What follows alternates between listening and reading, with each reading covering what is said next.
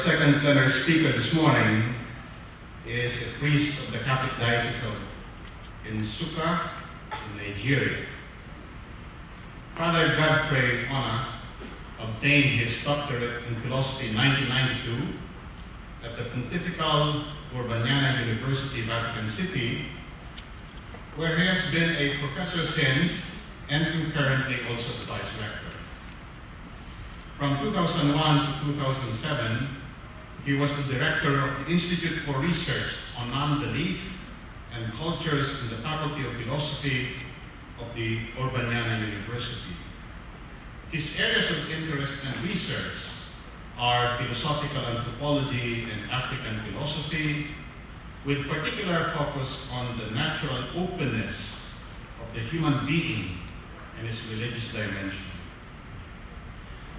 Father Godfrey has also taught in other Catholic universities in Italy, the Ateneo Regina Apostolorum and the Pontifical Faculty for the Sciences of Education both in Rome and the Catholic University of the Sacred Heart in Milan. His published works include the following: Self-Transcendence and Human History in Volkart-Pannenberg, Logotherapy and the Philosophy of Man, African Philosophy, and the Hermeneutics of Culture. There's another work in African language, but I could not read it, so I omitted it. Of particular relevance to his talk this morning is an article Father Onah wrote for the Iuntes Docete entitled One Nature, Different Cultures. The title of his paper this morning is Dialogue Between African Philosophy and Asian Philosophies. Dear colleagues and friends, please welcome Father Dr. Godfrey Onah. Good morning once again to everybody. And thank you very much, Dr. Anido, for your kind words. Without repeating what everybody has been saying so far, especially Professor Noel, I would, however, want to thank in a special way the organizers of this conference.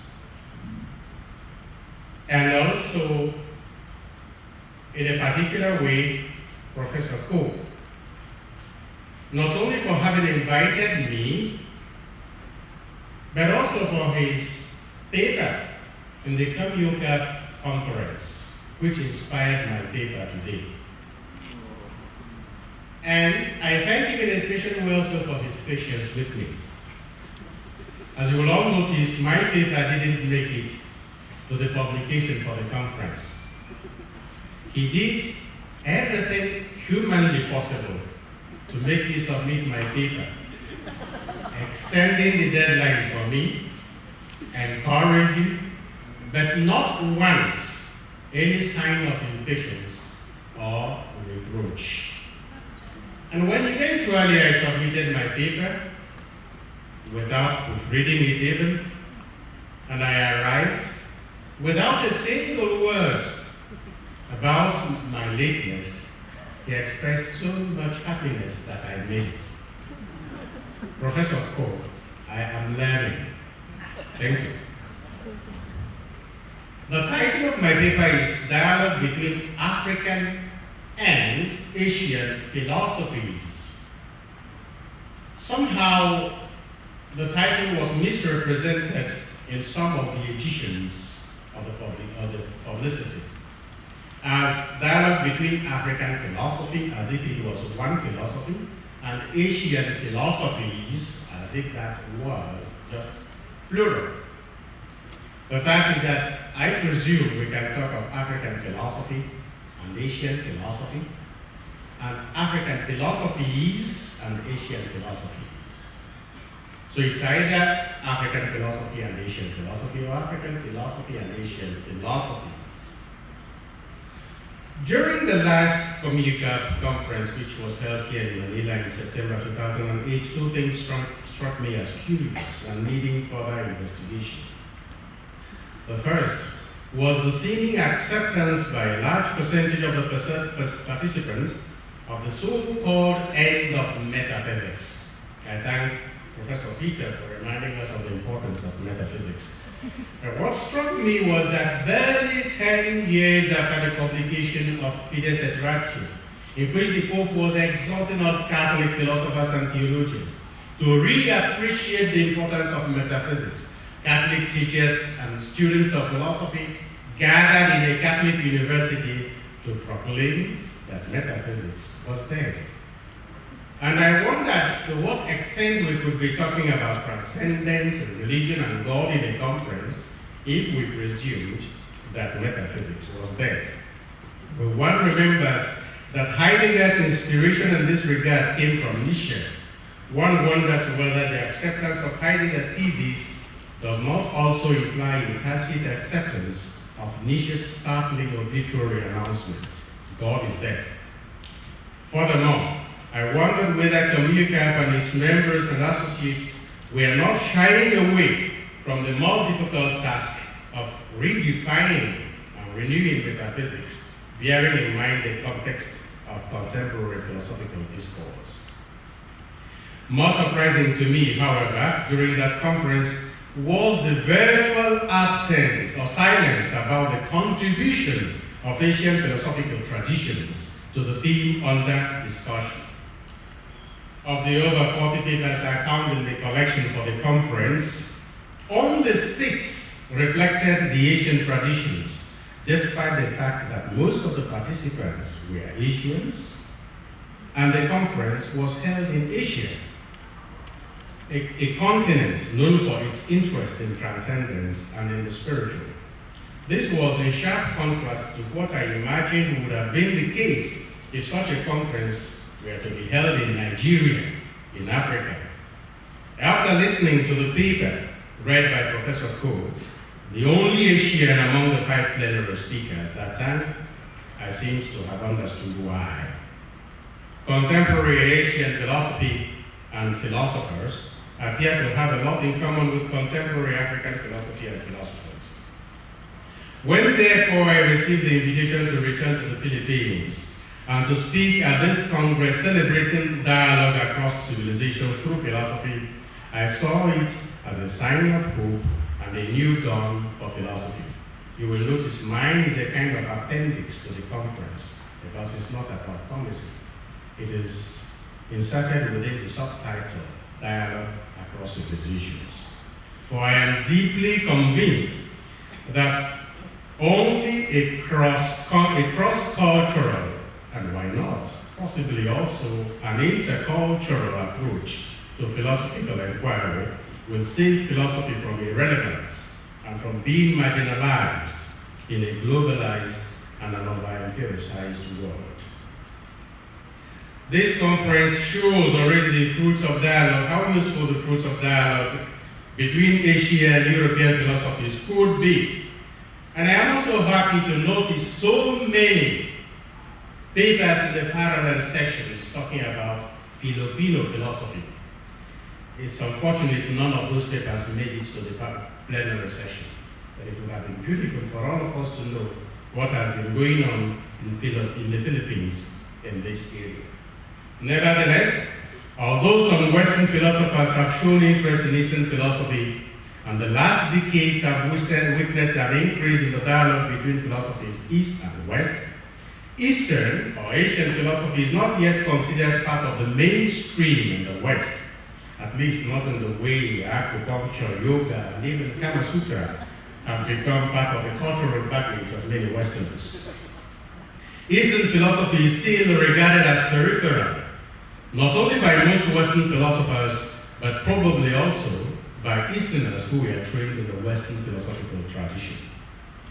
The situation is even more pathetic with regard to African philosophy.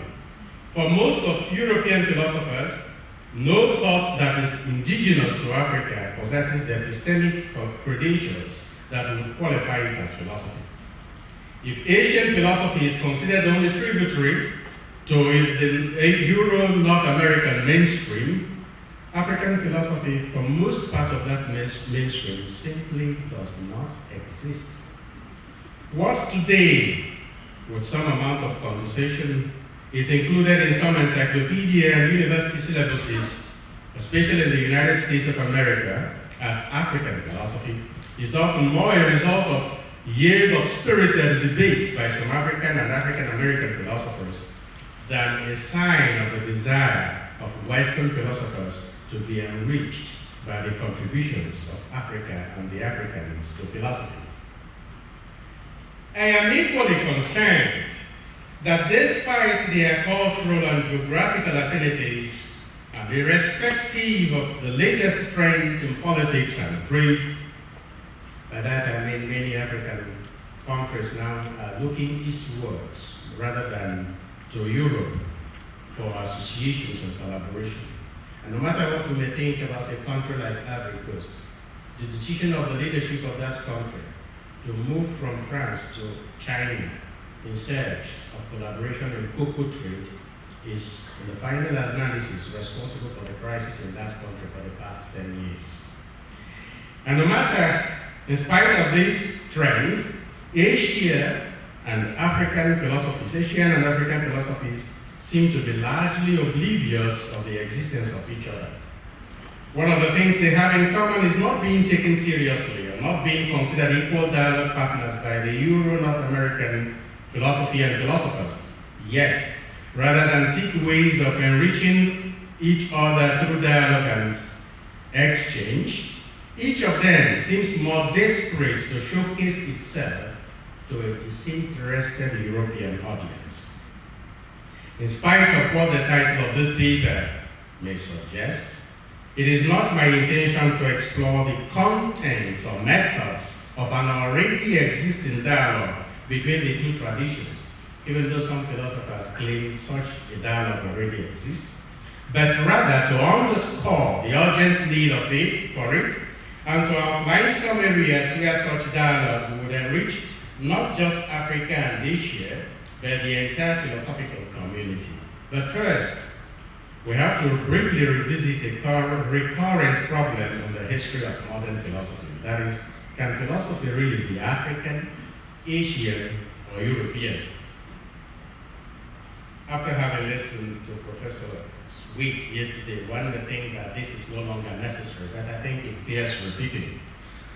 Although philosophers proudly claim that their discipline is as old as the human race itself, and although philosophy prides itself as the science of definition of terms, there is yet no succinct and universally accepted definition of philosophy. The science of the definition of terms has not been able to define itself. The common definitions, love of wisdom, knowledge of things through their ultimate causes, thinking upon thinking, usually do not survive the first few months of formal philosophical training. And if you ask a person who earns his or her living teaching philosophy to define philosophy, you find him or her embarrassingly fumbling with words. And if there is a colleague around, a disagreement, or at least an important qualification, is sure to follow whatever definition the first person offers. Yet, paradoxically, philosophers generally maintain that there is something about philosophy that makes it possible for one, presumably a philosopher, to distinguish a philosophical thought from another which is not philosophical. Some suggest that this differentiating element in philosophy is critical thinking, although one may not be able to explain what that means any more than one can explain the meaning of wisdom, love of which philosophy is supposed to be. But however difficult it may be to put a finger on what makes a thought qualify as philosophy, most philosophers would agree that there is something universal about the discipline. Perhaps it is the manner in which a thinker attempts to provide the justification for his or her thoughts. In other words, the reasons which a thinker gives in defense of the reasonableness of his or her thoughts, or the rationale for their rationality. The universal character of philosophy is so taken for granted that its classification according to cultures may seem entirely out of place. We know that some classifications already contain some cultural elements, but to use such cultural elements then to classify philosophy as Christian, Islamic, African, or European, philosophies are very divided. It is my opinion that in every philosophy there is something universal and something peculiar. The universal is what I have just referred to as the reason for the reasonableness or rationale for the rationality of the philosophical thought. Even when a particular philosophical thought is irrational, and many of them are irrational, its author usually tries to provide some form of rational justification for it. What is particular to each philosophy is the context in which a philosophical thought is developed. The meeting point of the universal and the particular is the concrete philosopher or philosophical school. Philosophers do not philosophize in a vacuum, but within particular cultural and historical contexts. The questions they raise, the answers they prefer, the languages they use are culturally mediated.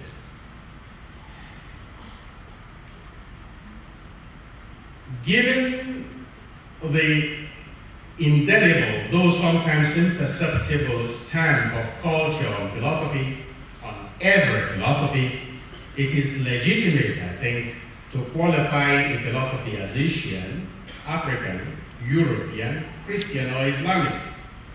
A philosophy is not African simply because it was elaborated by an African, whatever that means, or in Africa, but because it was nurtured within an African cultural context.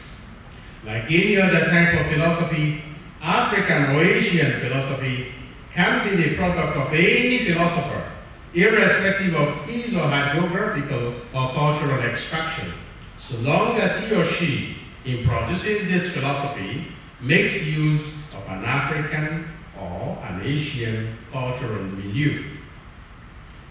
For many centuries in the history of academic philosophy, there has been a tendency either to ignore the cultural context within which Europeans produced their philosophy, or to present this context as the only possible cultural context for philosophy. It is often presumed, and wrongly so, that European philosophy is a product of pure rationality. But pure rationality does not exist, not even in philosophy. Some issues are usually taken for granted, at least unconsciously.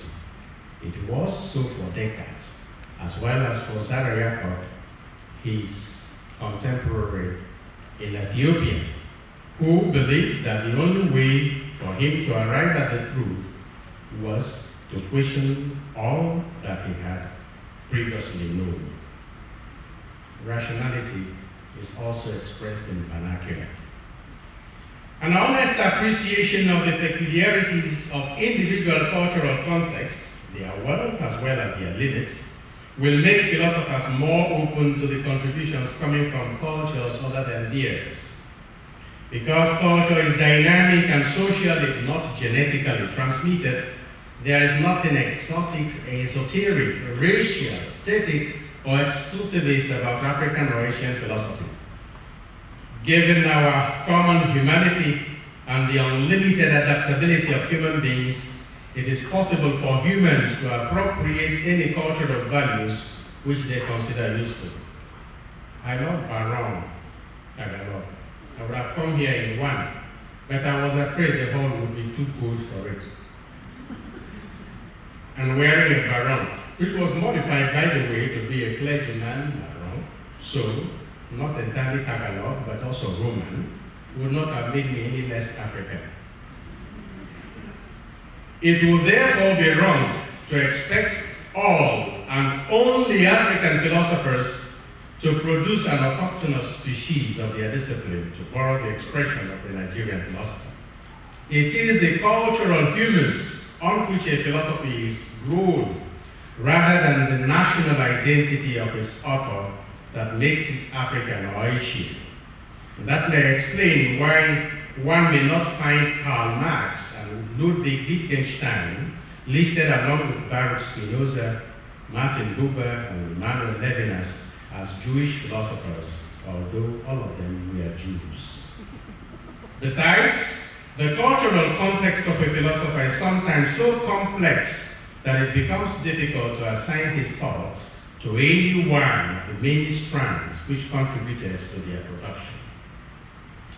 When a philosopher is conscious of his or her cultural context, a critical engagement with a culture in the form of questioning and interpretation will give rise to a philosophy that is more culture-specific than others.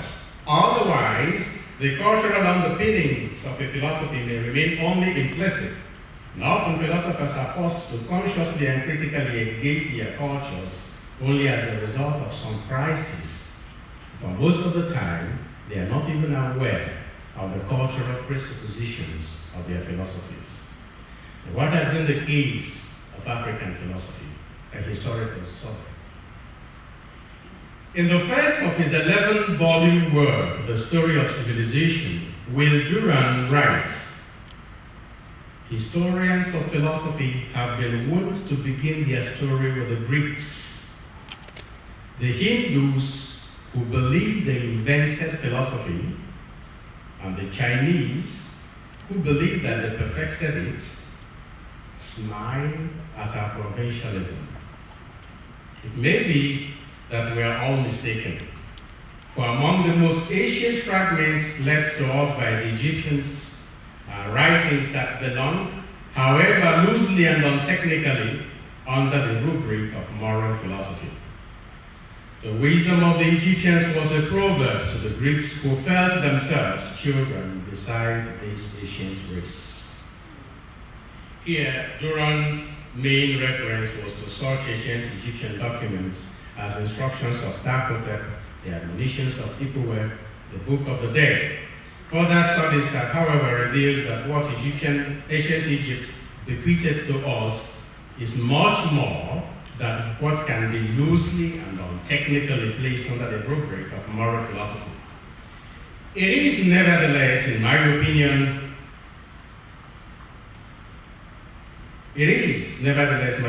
that debate about where philosophy started is a futile exercise, both academically and politically. One reason is that nobody knows for sure. The much that can be ascertained with some degree of certainty is the source of the oldest document available to us that contain philosophical thoughts. But that depends on what we understand by document. Are only written materials to be considered as documents? Or should one also include oral and artistic repertoire? Even if we decided to limit ourselves to written materials only, which would be arbitrary and reductionist, any decision about the oldest written philosophical document can only be provisional, for one should not a prioristically exclude the possibility of discovering older philosophical texts. Furthermore, whatever one may say about the importance of historical consciousness for peoples and nations, an earlier start in philosophy does not seem to offer any particular advantage to any group over others, if there has not been any conscious and constant effort to maintain and hand down a philosophical tradition. I'm not sure that the Greeks today are greater philosophers than the Germans, for instance. Philosophical knowledge, just like any other type of formal knowledge, is not hereditary. Having said that, one still has to try to understand why the issue of ancient Egyptian philosophy is so important to contemporary Africans. Because of the racist mentality that has persisted among some of the most illustrious European philosophers since the 16th century, since the 17th century, including Hume, Kant, and most notoriously Hegel, African philosophers have tended to see the denial of the philosophical content of Egyptian thought or of the blackness of the ancient Egyptians as an attempt to perpetuate the categorization of dark-complexioned persons as intrinsically inferior, intellectually and morally, to those with lighter skin colors. It is strange that in spite of all the names we have for colors in the whole world, we have no colors for skin colors. No names for skin colors. They call me black. I don't know whether you qualify this as black. And I'm not of anybody who has this color, which is white. Besides, it is strange that only in Africa is the color of the skin a problem. Asia has people darker than Sudanese in India and in some other parts like Sri Lanka. It's not a problem. But in Africa, we must insist that to be African, you have to be black. To the extent that Americans whose origin is Papua New Guinea are called African Americans. Africa has a long, though not uninterrupted, history of formal philosophical activity and production. From the works of the priest philosophers of the Egyptian mystery system, through those of the North African Christian medieval thinkers and the classical Ethiopian authors, down to those of the present-day scholars and researchers. The thoughts of the Egyptian philosophers found their way to the works of the Greek philosophers without acknowledgement. And Herodotus says that he knows some of these philosophers who stole the ideas of the Egyptians and presented them as if they were theirs, but he doesn't want to record their names in order not to embarrass them. And some deny the Africanness of Augustine's Tertullian origin, in spite of the proof of the cultural input or background of their productions. Not only Europeans, but even some Africans who consider themselves unworthy of the heritage of Augustine and his life. But I think that to deny the Africanness of Augustine and his group because of the influence of Greek and Rome and even Christianity of their thought would also imply a denial of my Africanness, because I have been educated under a colonial system and I've had all my life to live in these two cultures. So I think it would be wrong to deny the Africanness of an African simply because he has had an influence of some other culture. No culture is immune to external influence. An African culture to cope is therefore only a figment of the imagination. And we cannot deny the fact that identity exists in and by history, not in spite of history. If we took away everything that history contributed to an identity, there would be nothing left. We also have material from Ethiopia, some of which was original, some were translations and adaptations to Ethiopian culture. The problem begins from the 17th century. Immanuel Kant, who spent all his life around the place where he was born, for me I would call him a village man, and wrote all he did about the inferiority of the Negroes, probably did not know that while he was still a toddler, a Negro from the Gold Coast, present-day Ghana, Anton Wilhelm Amo, was already a professor of philosophy in the universities of Halle, Wittenberg, and Jena. Had Kant read Amo's De Jure Mogorum in Europa, or his De Humane Mentis Apathia, or even his Tractatus de Arte Sobri et Accurate Philosophandi, perhaps he would have been more accurate in his assessment of the intellectual capacity of the blacks, more balanced in his judgment, and more subtle in his pronouncements. Kant reports an experience, a dialogue with a priest, Father Labat, who told him that a Negro carpenter, whom the priest had rebuked for the way he was treating his wife, this Negro carpenter told the priest, "You whites are really strange. First, you grant so much liberty to your women, and then you complain when they don't obey you." And Kant said, well, there is some reason in what he says, but this fellow was black from head to foot, a sign that what he said was stupid. What a brilliant philosophical argument from the author of the categorical imperatives. But the writings of the likes of Kant made a deep impression on the Europeans of his time and have continued to do so until now. The vigorous defense of the superiority of the Europeans over the Africans provided the much-needed theoretical justification for the domination of the former by the latter by the former.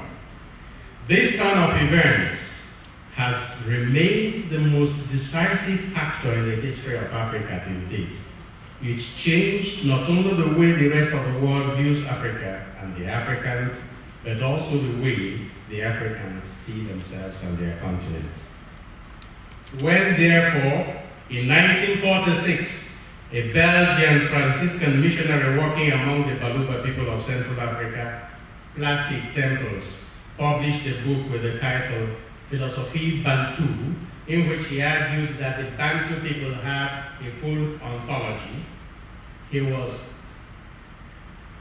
accused of heresy by some of the church authorities. And even some Africans themselves accused him of paternalism and wanting to continue the project of the civilizing and the dominant imperialist Europeans. But the work of Temples, La Philosophie Bantu, has become a watershed in the history of contemporary African philosophy. It marked a new dawn for philosophy on the continent.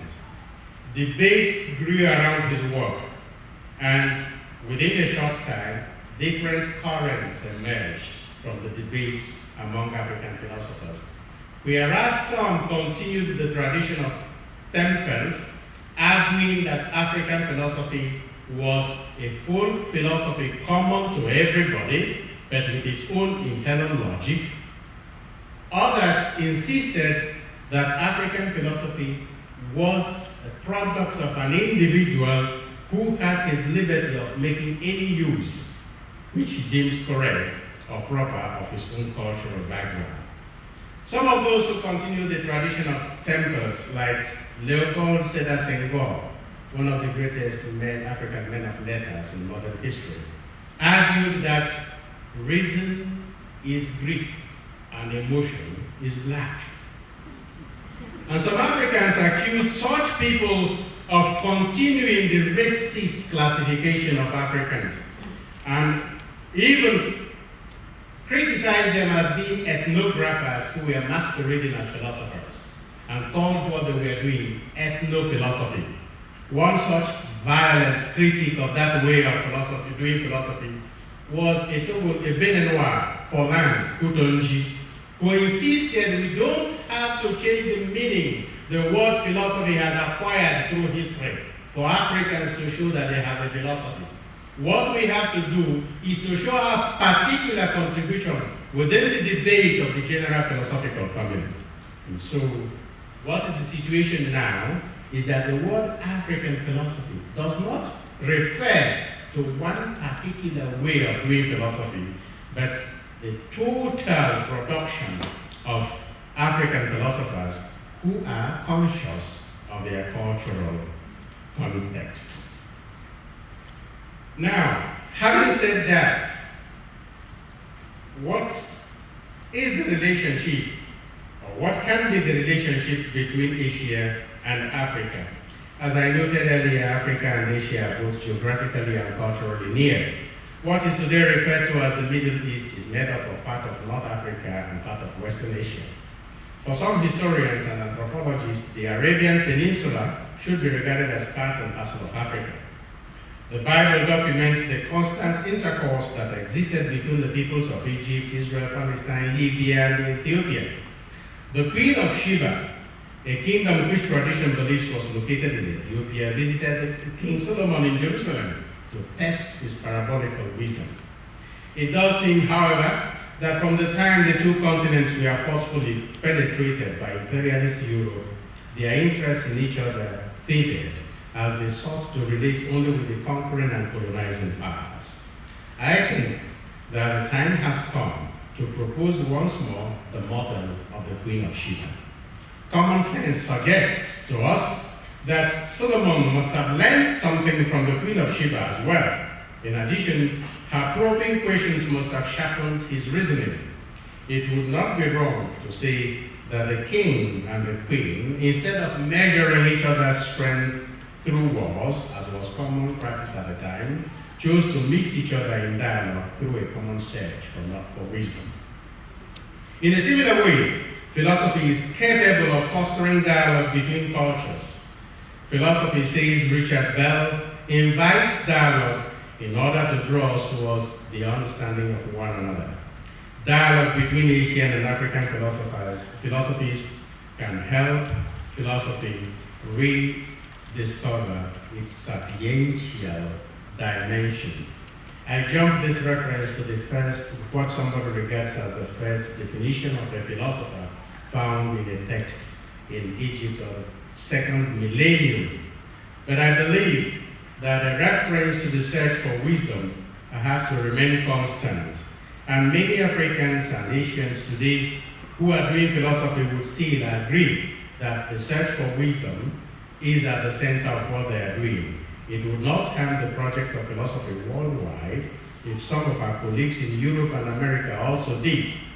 For after all the debates about words and their meanings, philosophy still has to face the problem of the ultimate meaning of life and all the other problems associated with it.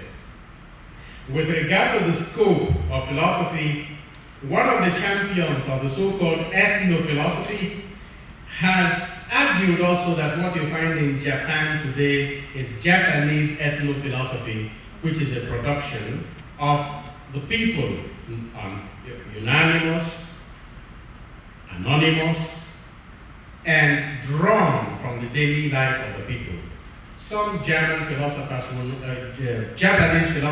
not agree to this, just as some African philosophers wouldn't agree to the categorization made by ethno-philosophers.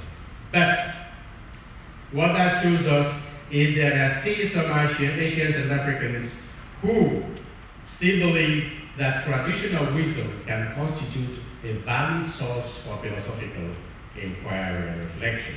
Similarly, the dialogue between the two philosophical traditions cannot be inhibited by the disagreements within the traditions themselves. And while reading the reflection by Professor Coe, which I referred to earlier, on the relationship between the cosmic order and the moral order in Chinese philosophy, as well as the theory of interdependence, harmony, and accommodation in Taoism, I felt for a moment that I was reading a passage from the ancient Egyptian moral philosophy, or from Placide Tempel's La Philosophie Bantu. For the cosmos, for the philosophers of the Egypt of the pharaohs, there is an essential order in the cosmos and an interdependence between all existing things, which derives from the fact that the whole of reality emerged from primordial water, Nun.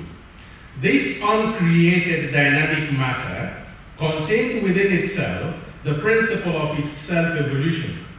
With the emergence of the first conscious intelligent principle, the rest of the universe was ordered through the agency of the intelligent principle by its creative word, Ka. Furthermore, the same creative word, Ka, is present in the human being. This explains why the universe is not only intelligible in itself, but also intelligible to the human being. The human being, therefore, has the moral obligation to use his intelligence to discover the order in the cosmos and live according to this order. The term Ma'at is used in Egyptian philosophy to express the order in the universe within the individual, in his personal conduct, and within the society. Also, the principle, the divine principle in the human being, is also responsible for some form of divinity. A similar point is made by Temples when he describes Bantu ontology as interconnectedness of hierarchically ordered vital forces. A more attentive investigation of this approach to moral philosophy, east, west, north, south, and center, could provide a meeting point for philosophers and environmentalists. The debate on the environment needs to be philosophically grounded for it to make sense. It seems contradictory to me to argue that any tree that is felled in the Amazon forests affects the life of every human being in the world, while at the same time maintaining that the moral conduct of human beings is strictly their private business. Like the stupid squirrel in an Igbo folk tale, we seem to be unaware of the fact there is nothing like a private sin. Time will not permit me to tell this story in its fullness, but this squirrel was making noise on top of a tree. A python below warned it to keep quiet because it would bring them trouble. He said it was his business and he didn't see how what he was doing up would affect the python down. Then the leaf of a cocoyam taro, which is usually very wide, told the squirrel the python was right, but he insisted in making the noise. When the hunter came, he heard the noise, shot at the squirrel, and it fell at the foot of the tree. And when he went to pick up his game, he saw the python and killed it. And since his small bag, smaller than our bag for the conference, could no longer contain the squirrel and the python, he cut the cocoyam leaf big enough to make a parcel of his two games.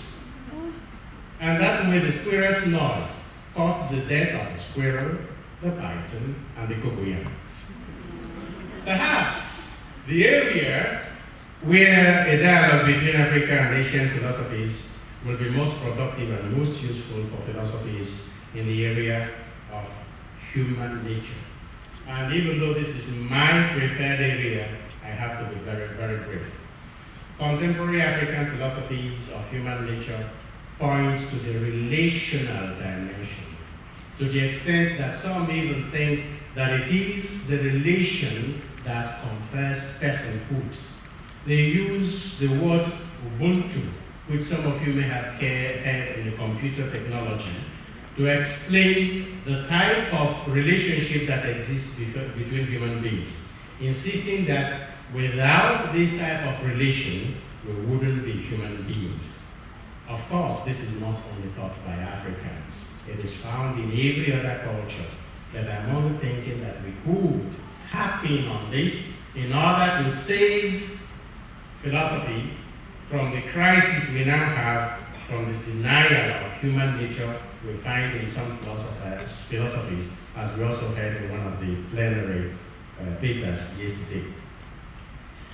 Of course, we also find this reference to the divinity of the human being in African and Asian philosophies. We also find it, especially in the Judeo-Christian tradition of Imago Dei. Imago Dei is not equal to Atman, is not equal to Ka, is not equal to Chi, is not equal to Okra in Ghana. But all of them refer ultimately that human being's dignity derives from something or some person or reality absolute that is really more than a human being. This will save us from the relativist conceptions of the human being. I always make the distinction between the divine spark theories of human nature and the biological theories and the no essence theories. The divine spark theories say the human being is only a little less than the angels. The biological theories say the human being is only a little higher than the monkeys. But no matter what we think of them, I wonder which of them you would prefer when you are lying unconscious on the bed of the surgeon about to carry out his major surgery on you, whether you would want him to see you as a little less than an angel or a little more than a monkey. Well, I hope that any such publication today would also consider Africans as part of the whole of human civilization. And of course, the narrative method, which is so dear to the Asians and the Africans, can also become an opportunity for the dialogue.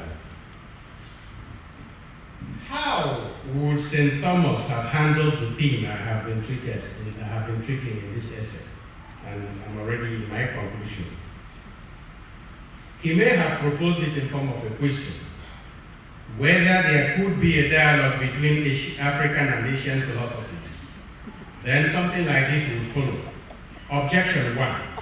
It would seem that there can be no dialogue between African and Asian philosophies. For philosophy, as love of wisdom and the study of ultimate causes of things, is one, not many. Dialogue requires that there be at least two partners. To talk to oneself is soliloquy, not dialogue. Therefore, there cannot be dialogue between African and Asian philosophies. Objection 2.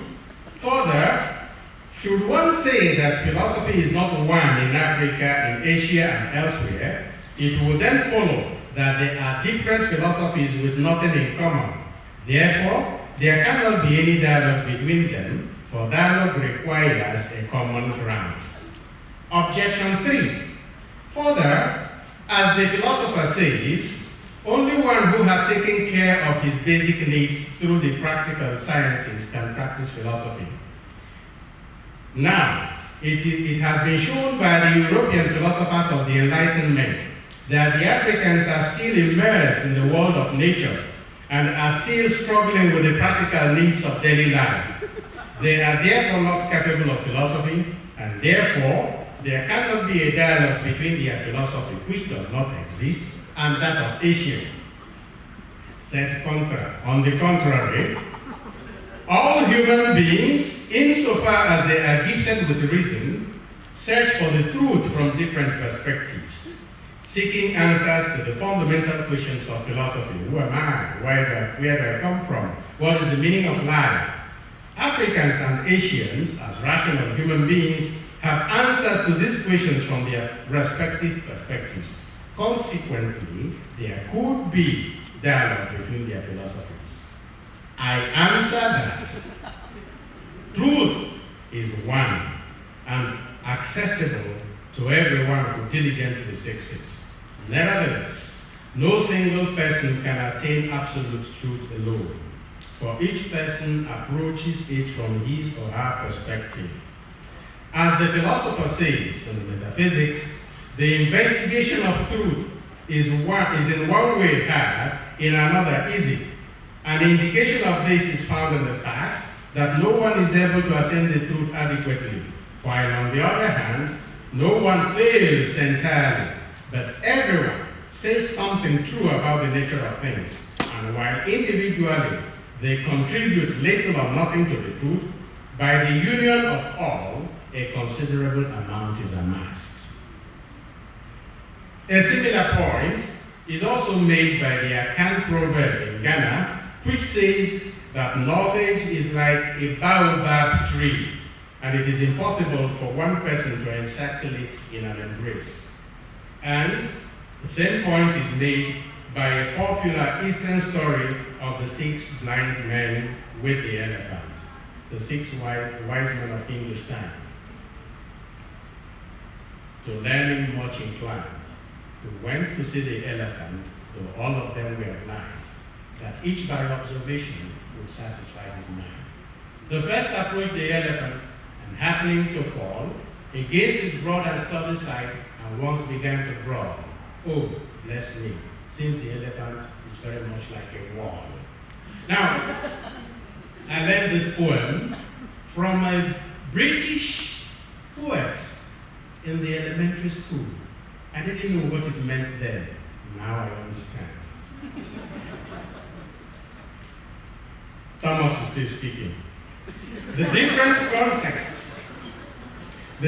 contexts from which we experience the truth can generally be termed culture. Cultures differ, although all of them point to the common humanity of all human beings.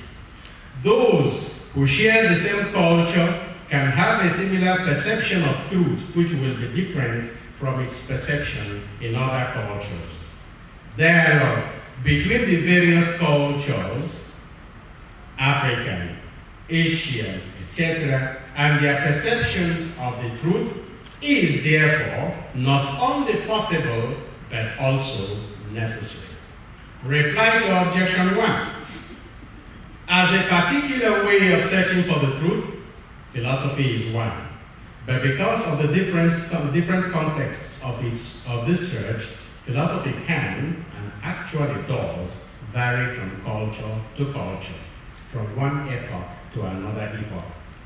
It is therefore in the joint effort of cultures that philosophy can hope to come closest to the whole truth. Reply to objection 2. The differences in cultures which give rise to different philosophical traditions are not so much as would destroy the essential humanity common to all philosophers, which makes them capable of assessing the truth claim of any philosophical opinion. Human beings are open beings, capable of transcending their limits or the limits imposed on them by their particular cultures in order to understand the others and their own cultures. Reply to objection 3. We have all been taught by the great masters from the African continent, from the time of the ancient civilizations till the present day. The assessment of the Africans made by the philosophers of the Enlightenment can therefore only be dismissed as not corresponding to reality. Contra factum non valet argumentum. Ignorance and arrogance can becloud human judgment, however highly placed a person may be. As I have said elsewhere, Thomas, falsehood does not become truth only because it is spoken by a highly placed person. Furthermore, since every human being is made in the image of God, each is capable of receiving the truth bestowed on by the Holy Spirit through the natural light of reason. In fact, truth, by whomsoever is spoken, comes from the Holy Spirit. My dear friends, from St. Thomas, we could learn not to accept or discard any thought that claims to be philosophy until we have examined it philosophically, offering it the possibility of demonstrating the grounds for its claim to philosophical rationality. Like the Queen of Sheba, we ought to learn to test the wisdom of the letter before accepting, of the other, before accepting or rejecting that wisdom. If I have singled out the need for dialogue between African and Asian philosophies, it is not because I want to exclude the other continents, but because I perceive the need to extend the directions of the dialogue. Somehow, the Euro-North American philosophers and philosophical traditions are often involved indirectly in this dialogue, even when the Africans and the Asians do not expressly invite them. The reason is that most contemporary philosophers in Africa and Asia were trained in Western philosophy and have become, to that extent, westernized. This not only makes it easier for the Western philosophers then to enter the dialogue more directly, but also for the Africans and the Asians to have a common philosophical ground or common philosophical terms which will facilitate their dialogue. The issue here, therefore, is not about exclusion, but about inclusion. Philosophy is in an urgent need of renewal of its methods, its language, its questions, and its answers. To do this, philosophers have to learn and practice the art of dialogue. And as in every dialogue, it is not proper for one person to be doing all the talking all the time. For too long, one partner has been talking, both about himself and about the other. Listening is an art to be learned. No philosophy is self-sufficient. No philosophical system has all the answers. I mentioned the baobab. Knowledge and truth are like the baobab tree. Instead of jumping from one side of the baobab to another, or instead of just being satisfied with the perception of the baobab we can have, why don't we hold one another's hand and encircle the baobab more completely? Since philosophical knowledge cannot be patented, whatever truth any philosopher or philosophical tradition has discovered should be treated as a common patrimony of humanity. In a world in which cultures are constantly bumping into one another, if we learn to listen more to one another, as we are doing in this conference, we could avoid further clashes of civilizations and perhaps produce what I have always called a symphony of civilizations, which would allow for the united colors of philosophy. Philosophers, like the wise men of traditional African villages, which have almost all disappeared now, should learn to sit elbow to elbow around the fire of truth under the tree of life. For in matters of truth and life, all human beings are basically the same and can learn from one another. Thank you. Thank you very much, Father Godfrey. I will no longer be reading the guidelines for the open forum.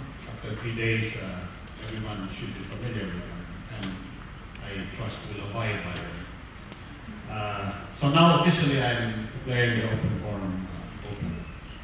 From Simonnormal University. In yesterday's panel or parallel discussion, one of the topics discussed was on Filipino philosophy. And according to most of the speakers, we have not yet come up with our own philosophy. And in fact, somebody from the audience questioned, why is it that no Filipino was included among the plenary speakers? Now my question, you don't have to answer that question. My question is, you were mentioning about the importance of culture in coming up with a unique philosophy. And then your clue there is to solve philosophical problems based on one's culture. Could you be more specific on what these philosophical problems you experienced, you yourself experienced in your own country? Thank you. I had an idea, even though I was not part of the organization, why there was no discussion of possibility of Filipino philosophy in this the plenary section. I said I have an idea, I'm only guessing. You know, I perceive these few days that Filipinos are very generous and self-effacing persons. The Africans are very hospitable, and we have, when I say Africans, I'm referring to different cultures, definitely. And we have many things in common with the hospitality, with the Filipinos with regard to hospitality. Although recently some Africans are saying that our hospitality cost us our continent. So while we should learn from the Filipinos to continue to be hospitable in spite of everything, the Filipinos should also learn from us to bear in mind that your hospitality could cost you your continent. I am of the narrative method also. A group of newly converted Christians went to work, and during break, they decided to eat. And one of them invited them to close their eyes for prayer. And after we were praying, they closed their eyes. And by the time they finished, a dog had carried the parcel of meal of one of them. And the other told him, I was praying but my eye was open, because the Bible tells us not only to pray but also to watch. So the Filipinos have to keep watching. Now, what would be my specific example of a cultural context that would determine the philosophical, will influence philosophical reasoning? We saw one in the plenary session, or rather in one of the parallel sessions, some days back, 2 days ago, about this interpretation of God's creation in Christian theology as ex nihilo. Thanks to Father Horst. That if we are strictly biblical and exegetical and theological, we wouldn't arrive at that conclusion of ex nihilo. But because of the cultural, intellectual context in which Peter Thomas was working, he was able to elaborate a theory that was completely new. Within the Filipino context, for instance, one could ask the meaning of the human dignity of every human being, including the people that are so reduced to abject poverty that one could treat them as things. Those people whose houses the government walled off when the Pope was coming here, so that they will not be embarrassments to the world media. What dignity do they have? And on the basis of what do we attribute dignity to them? That is a cultural problem. And only Filipinos can reflect on that reality in that way. And because within our own context, for instance, African philosophers today are asking ourselves, why was it at all possible for us to be colonized? Why could just a few hundred men defeat millions of people? What theoretical reason can we find for this type of turn of events? It is a cultural problem that only a person who has suffered colonialism can ask. And there are several of such other things. So culture is so dynamic. But it's interesting if one really, I say sometimes only crisis. Christians would not have asked whether there was Christian philosophy if idealism, Marxism, and so on haven't put Christians under stress and even made them wonder at all whether they could even talk about being Christians. So it wasn't a problem before, it suddenly became one. And also Professor Peter has shown us how the cultural context of Germany led to the change of the meaning of metaphysics. Even ontology, which should become the study of the concept of being as being, came to be interpreted as the study of the concept, not the study of being itself. It was a cultural context. So in every time and at every setting, and every time, there are always cultural things that are soliciting philosophical reflection. The philosopher should be able to take a distance and then reflect philosophically on such situations. Yes, Father Noel. Father Godfrey, I want to express my appreciation for bringing out in a very forceful way how philosophy is culturally based and also culturally biased. And in this context, I'd like to mention another dimension of our culture, namely, in many parts of the world, a male-dominated culture. I think we also need a feminist philosophy and a feminist way of looking at reality. And I'd like to give an example, a very recent example, since you've given several examples in other contexts, and that is of President Obama. When he became president, the newspapers, the TV, everywhere flashed that he was the first African American president of the United States of America. But he was declared to be the first African American president because of his father. But his mother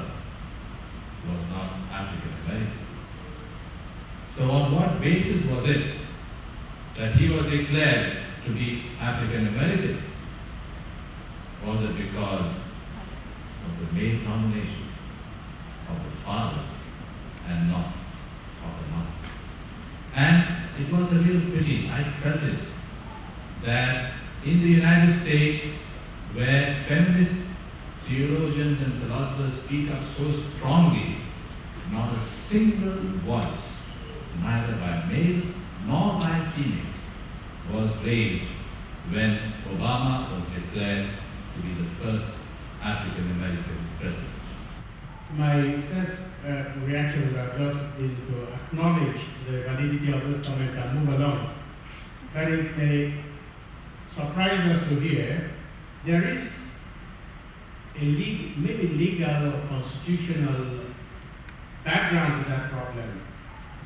Like the Roman Empire, Americans here should correct me, America tacitly seems to have a policy of racial impediment, pollution. Once there is a black gene or a black parent, any time along your history, you are considered black American. No matter how clean your complexion may be. Why does the United States maintain that? I don't know. Otherwise, Jesse Jackson, what is that? Colin Powell, the one-time Secretary of Defense, could not have been considered African American in any way. It's not just because his father, but because they excluded the mother. Even if it were his great-great-great-great-grandmother that was African, he would still have been considered African American, according to American standards. So, whereas your reference to feminism is important, in this case, in the case of Obama, it may not really be feminism, but some other thing. Okay.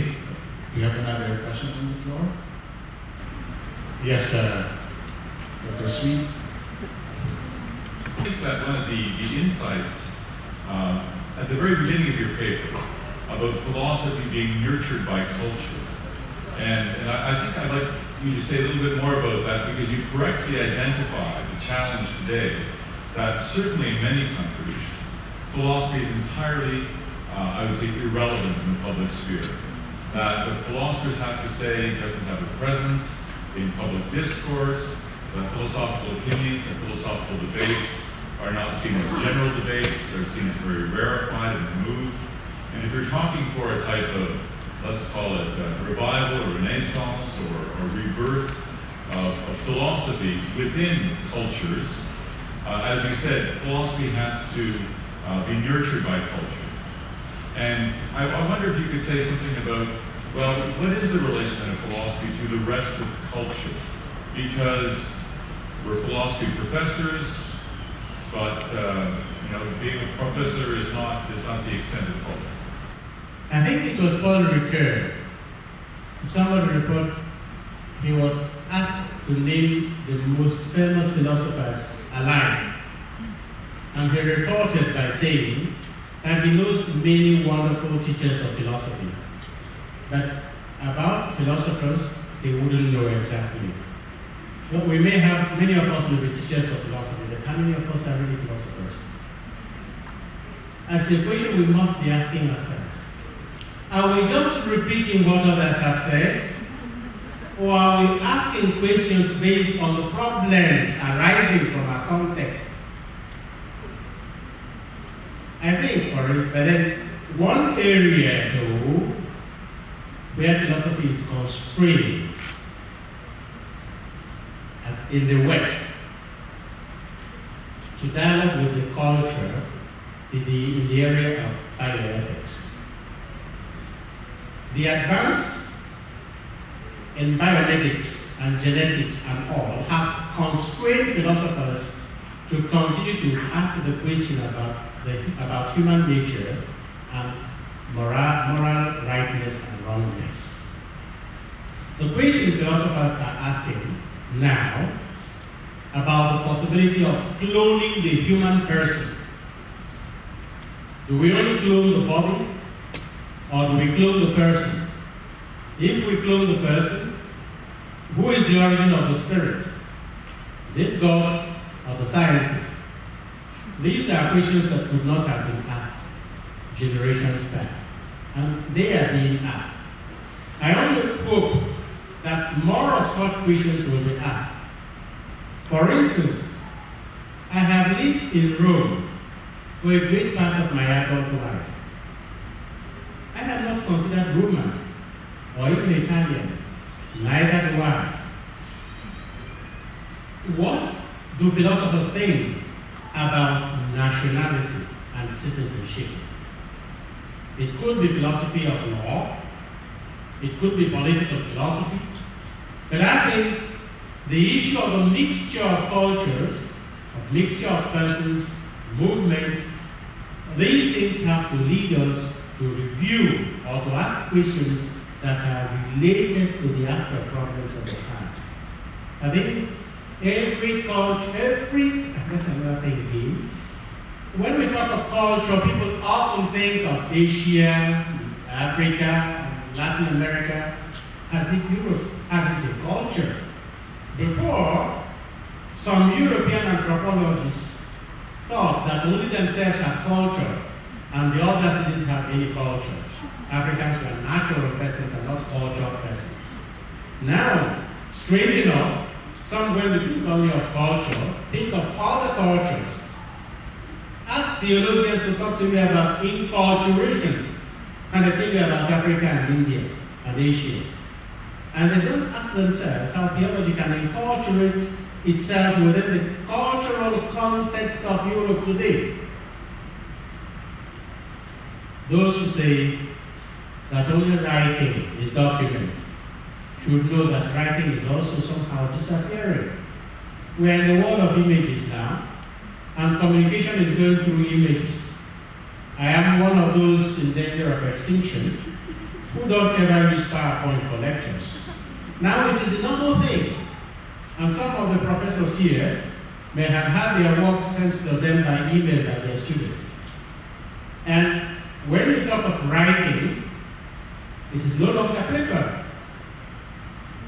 So what is really the import of information technology? The professor, I don't remember the name, yesterday, mentioned the questions they were asking in the meeting they had in Kuala Lumpur, in which all questions are arising from the problems of today. What distinguishes a terrorist from a freedom fighter? These are problems that are actual, and philosophy has to reflect on those things. I think it's a problem that is universal, not only Asian or African. Thank you. In light of the argument in the paper of Father Onah, we are no longer excluding those who have asked questions before from raising questions again. We will be all inclusive now. But I was instructed that I can acknowledge only one more question. So there's one at the back. Good afternoon, Dr. Onah. I'm Rex Politan from the Immaculate Conception Major Seminary in Bulacan. We're just wondering with my, I'm just wondering with my classmates on this question, if I'm hitting on the right and precise question. Father, you said, correct me if I'm wrong, you said that there is a need for a intercultural dialogue in order for the African philosophy and Asian philosophies to mingle with one another. Am I right? And my question is, on the Filipino context, because we are studying for where the experimental class for the Filipino philosophy subject, we are wondering on how can the Filipino philosophy be constituted or recognized, considering the fact that we are influenced by different foreign cultures, specifically the American, the Spanish, and the Japanese sphere, and that the Philippines, as an archipelago, has different existing cultures. That's all. Thank you. In the sense that I said that a culture does not lose its identity because it has borrowed from other cultures. every culture borrows from other cultures. Filipino culture, for me, is rather enriched by the plurality of the sources of influence it has had. No matter what we may think, no matter how much influence the Spaniards had on the Philippines and the Americans, an American will still not recognize himself in the Philippines. Filipino culture is entirely different from the American as it is from the Spanish. So I think there is something peculiarly Filipino about your way of being, and that is a particular way you have to bring into philosophy. When I listened to one of the parallel sessions, I was impressed that the debate that we carried on in the entire continent, African continent, in the 60s, 70s, and 80s, and even early 90s, is going on even now in the Philippines. And that is determining exactly what we mean when we use the word philosophy. And here I have to insist on my own conviction. I'm not saying anything goes for philosophy. We have come to understand philosophy in a particular way. And that does not exclude the possibility of constantly enriching the understanding of philosophy. I am for metaphysics, but I am convinced that metaphysics is being done differently in different places. And I am for the metaphysics of being, not the concept of being. And I'm equally convinced that the metaphysics of being is being done differently in different places. So I think, no matter the borrowings, and the Filipino culture of today will not be the Filipino culture of next 10 years. So it is constantly growing. The philosophy of the Italian Renaissance is not the same as the philosophy of Italians today, because Italian culture has changed completely. So I think every culture is growing, just like every human being remains open. And the ground, the source of our philosophical reflection continues to be renewed and refreshed every single time. Thank you. Thank you very much for the Godfrey, and thanks everyone for your attention and participation.